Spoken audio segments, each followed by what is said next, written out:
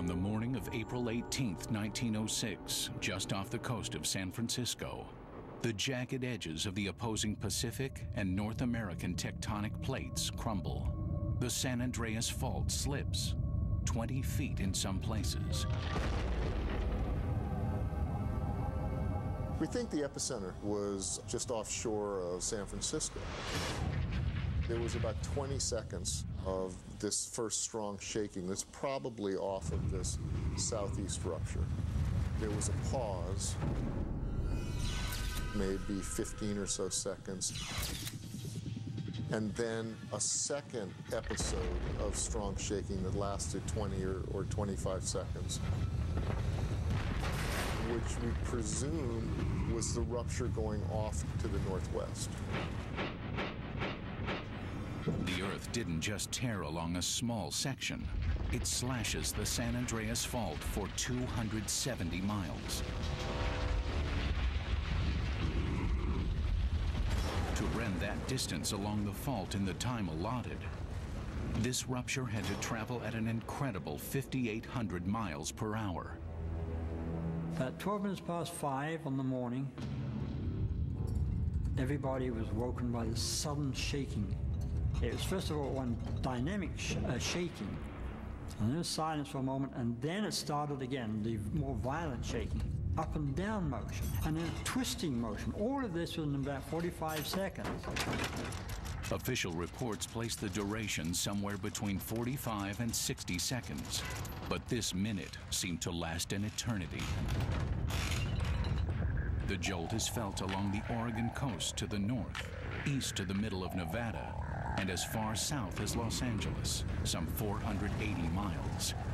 Seismographs that could have told us the most in the Bay Area all jumped off scale because it was a large enough earthquake that they hadn't been dampened sufficiently to survive the shock.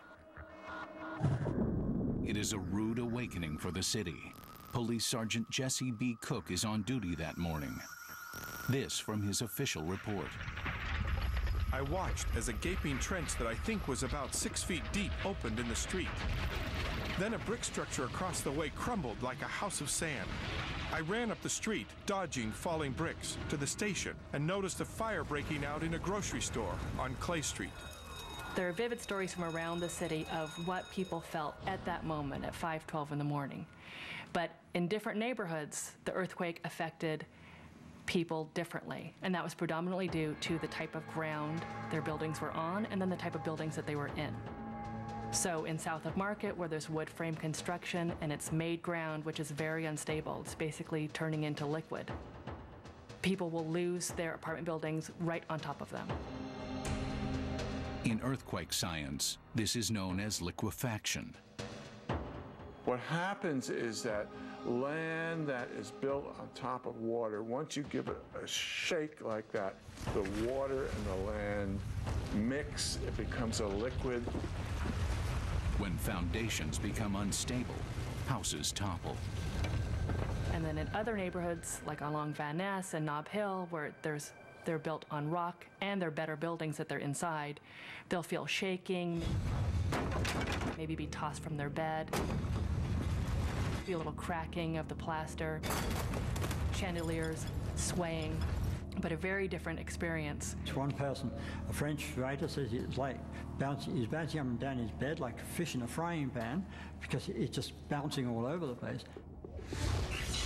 Over on Howard Street, the houses appear to fall like dominoes. This street had a great deal of liquefaction and subsidence and shaking damage. You have this entire row, just one damaged house next to the other, looking as though some child had built it up but not bothered to adjust it. On Market Street, a herd of longhorns is trapped by falling bricks.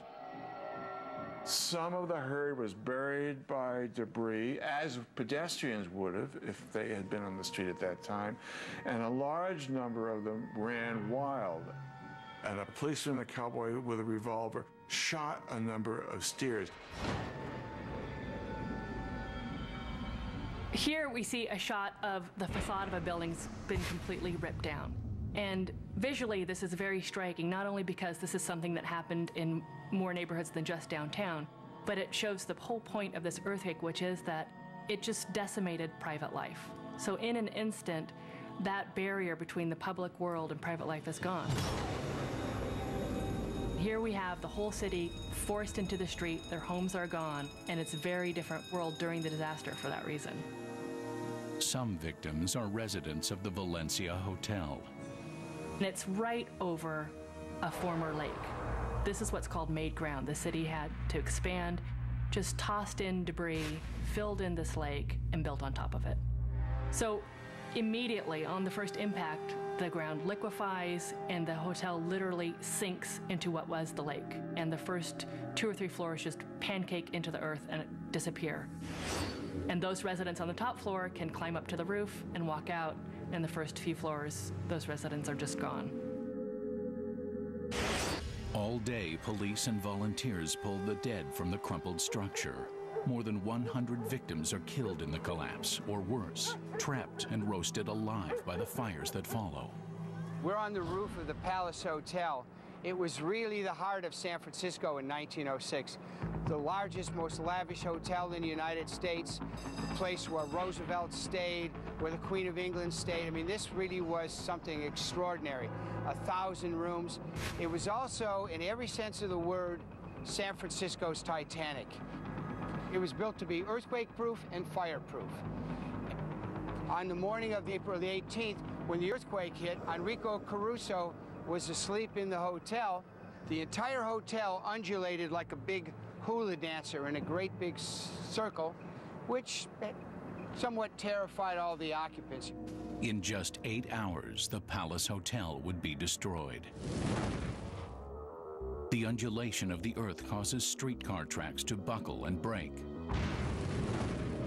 Rescuers listen for cries of help, then dig into the rubble in an effort to save trapped victims.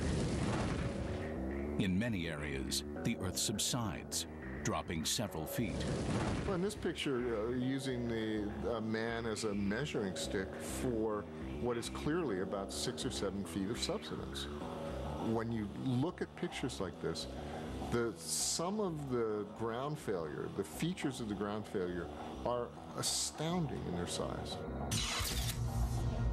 Some of the most violent shaking is recorded at Point Reyes, north of San Francisco.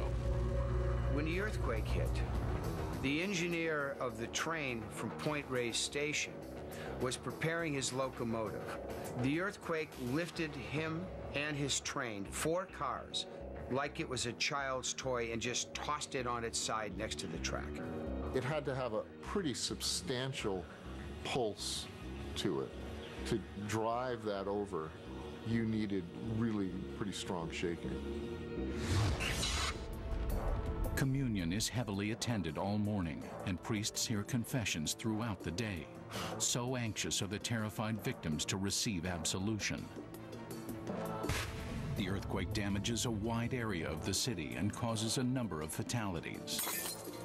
But the worst is yet to come. When the earthquake hit, it ruptured gas lines. And ruptured gas lines in the city were easily ignited. There's flame shooting out from these ruptured gas lines, and nothing's more combustible than wood frame construction, which predominates in the city. So we have plenty of oxygen, plenty of fuel supply that give a nice ignition source. It's not one big fire that happens in an instant. It's actually dozens of little fires that creep up and then engulf into larger flames. Those who survived the earthquake now have a new danger to confront. A firestorm that begins to feed on itself, creating its own winds and devouring everything in its path. It took 11.5 minutes for the shock waves to travel across the Pacific Ocean and be registered on seismographs in Japan.